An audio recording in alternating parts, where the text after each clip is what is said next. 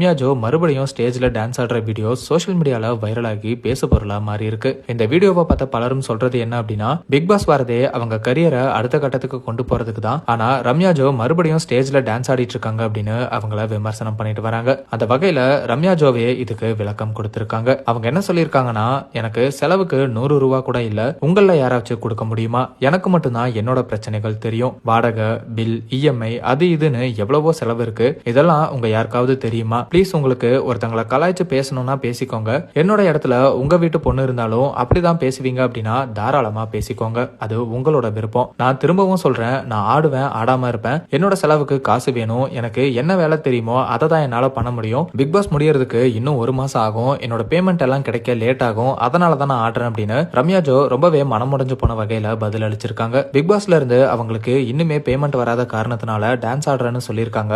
ரம்யா ஜோவோட இந்த கமெண்ட் இப்போ வைரல் ஆயிட்டு வருது. ரம்யாவோட இந்த பதிலுக்கு அப்புறம் பலருமே பிக் பாஸ் முடிஞ்சதுக்கு அப்புறம் தான் கண்டஸ்டன்ஸ் எல்லாருக்கும் அவங்க சேலரி கமிட்மெண்ட்டுக்கு ஏத்த மாதிரி கிரெடிட் ஆகும். சோ சீக்கிரமே எலிமினேட் ஆகுறவங்க சேலரி வர வரைக்கும் அவங்க சூழ்நிலைகளுக்கு ஏத்த மாதிரி அவங்க முன்னாடி செஞ்சுட்டு இருந்த வேலைகளை பண்றதுல தப்பு இல்லைன்னு சொல்லி இப்போ ரம்யா ஜோக்கு ஆதரவாகவும் பேசிட்டு வராங்க. இது